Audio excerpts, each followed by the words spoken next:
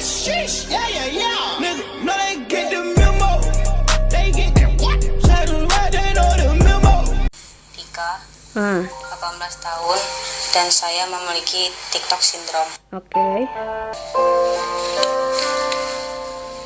Saya sudah mulai terbiasa karena saya sering minum obat dengan rutin. Dia bercanda bahwa itu uang gitu. Ternyata isinya apa coba guys? Hai lur, kembali lagi bersama saya Komedi di channel terkacau lagi buat enjoy. Oke guys, di sini saya bakal bahas sesuatu yang memang harus dibahas, jadi langsung saja kita bahas. Hayu guys. Oke, apa yang mau aku bahas hari ini? Aku mau bahas soal TikTok ya, seputaran TikTok. Karena beberapa hari lalu ada beberapa orang yang ngabarin aku, "Kak, bahas TikTok syndrome. Itu fakta atau hoax sih Kak gitu, itu real atau enggak sih Kak?" katanya. Nah, di sini aku jelasin ya. Sindrom itu singkatnya aja ya, sindrom itu sesuatu gerakan yang tak kita sadari. Jadi kalau misalkan gerakan itu tuh nggak sadar kita tuh. Tapi kalau yang sindrom itu kadang pernah nggak lihat temen yang kalau lagi diam suka gini, nah gitu ya. Itu bukan bumerang yang di Instagram. Itu namanya ya bisa dibilang sindrom ya, yang kayak gitu. Jadi gerakan yang tidak diinginkan, tetapi itu harus keluar sendirinya gitu loh. Kalau di kita mah bahasa daerahnya mah saraf. Tahu nggak sih saraf ya gitu, penyakit lah ya. Nah, tetapi aku baru dengar ada yang namanya TikTok syndrome. Nah, jadi ada cuplikan seseorang yang mengaku terkena TikTok syndrome. Jadi kita lihat dulu apakah betul atau tidak. Menempati salah satu urutan aplikasi unduhan teratas di dunia. Betul. Yang banyak digemari kalangan muda khususnya. Jelas. Namun, percayakah Anda bahwa bermain TikTok secara berlebihan akan menimbulkan suatu gangguan psikologi yang disebut dengan TikTok syndrome? Berikut penampakan salah satu pasien yang mengidap penyakit TikTok syndrome.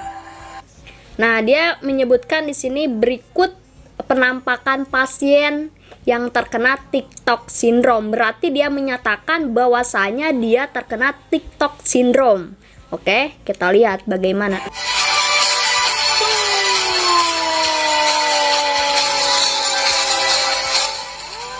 Kanara TV ya, berarti ini dari YouTube Kanara TV, tetapi aku sumbernya dari Facebook ya. Santika Rahmi. Tika, 18 Ah, tahun, dan saya memiliki TikTok syndrome. oke. 18 tahun. Pada awalnya, saya bermain TikTok itu cuma buat senang-senang doang. Tapi lama-kelamaan, ada yang aneh. Saya seperti tidak bisa mengontrol tubuh saya. Dan ternyata setelah saya cek, saya terkena TikTok syndrome. Pada awalnya sih, saya merasa kesulitan. Karena setiap saya melakukan sesuatu, saya tidak bisa mengontrolnya dengan baik dan benar. Terutama pada saat saya tidur, dan saya harus minum obat 2 kali sehari untuk meditasi agar tubuh saya tidak bergerak-gerak. Tapi lama-lama mulai terbiasa dan sudah mulai bisa menerima diri saya lagi. Saya sudah mulai terbiasa karena saya sering minum obat dengan rutin, dan dokter juga menyarankan untuk mengurangi waktu saya dalam bermain TikTok.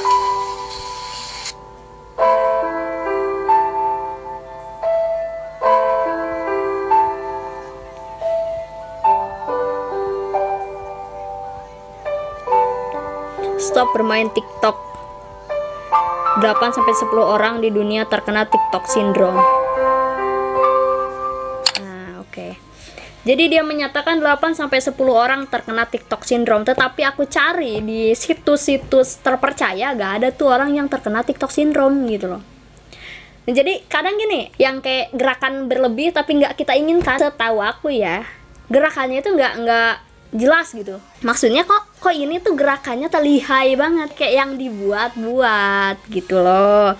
Nah, dia itu upload di YouTube Kirana TV, dan ada hashtag dong di situ, parodi. parodi siapa? Berarti ada sebelumnya gitu, ada seseorang yang membuat ini sebelumnya. Aku cari-cari dong. Nah ternyata yang membuat ini sebelumnya itu Kaisar ya, Kaisar di Instagram, seorang video kreator ya. Saya Kaisar. Nih, ini dari Kaisar ya. Dan saya memiliki TikTok syndrome. Pada awalnya saya bermain TikTok itu cuman TikTok syndrome. Oke. Benar, gerakannya sama. melakukan sesuatu lagi. Oke. Nah, tadi yang aku bilang kan, di hashtagan YouTube-nya Kirana TV itu parodi.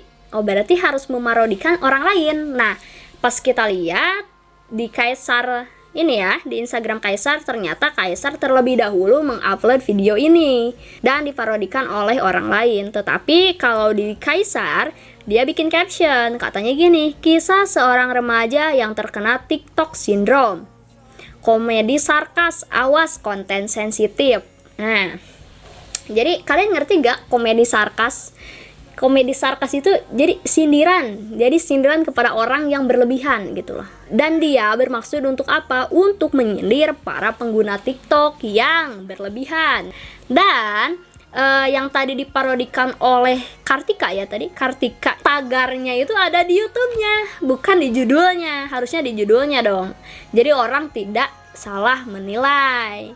Berhubung orang itu nyebarinnya atau nge-share-nya itu di sosial media lain, contohnya di Facebook atau dimanapun itu, jadi orang-orang salah paham. Orang-orang salah paham dan mengira itu beneran.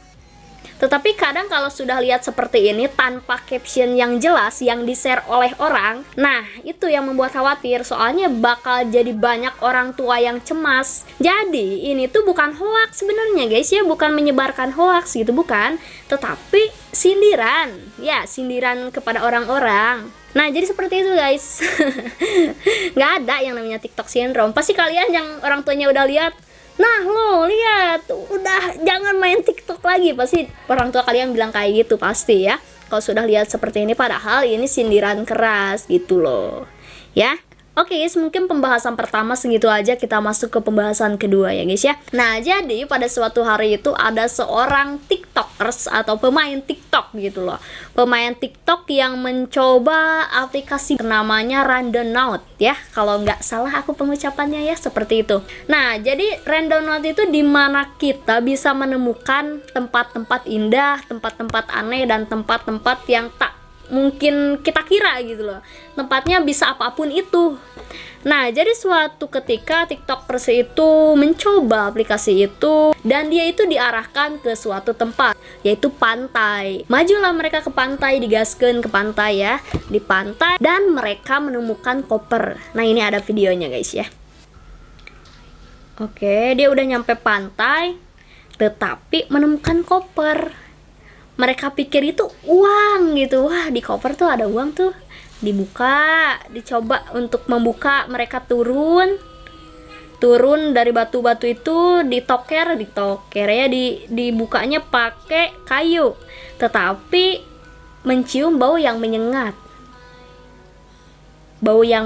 Apakah di dalam koper itu? Ngeri ya. Mungkin menelepon seorang kepolisian ya itu, dan masuk berita. Oke. Randonaut send you to this part of the beach. Jadi dia diarahkan ke tempat pantai ini.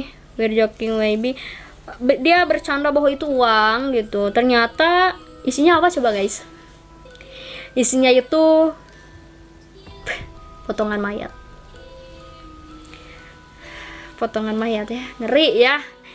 Tadinya mau have fun gitu, nyari-nyari tempat yang indah, ternyata ditemukan potongan mayat. Karena para pengguna TikTok itu mencium bau yang sangat menyengat, seperti tidak beres nih, lalu menelepon polisi, dan tidak lama polisi pun tiba di tempat tersebut. Tapi sayangnya kopernya itu hanyut karena air pantainya sedang pasang. Nah jadi airnya ke pinggir pantai, ke bebatuan, jadi ke bawah lah si kopernya ke air. Tetapi pihak kepolisian mengerahkan penyelam untuk mengambil koper tersebut.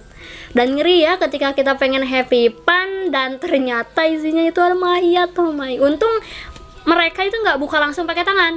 Kalau misalkan dibuka, plastik kan plastik ya, plastiknya dibuka, dia nggak bakalan bisa tidur, nggak bakalan lihat manusia terpotong-potong. Aduh, ngeri ya. Jadi pelajaran buat kita juga.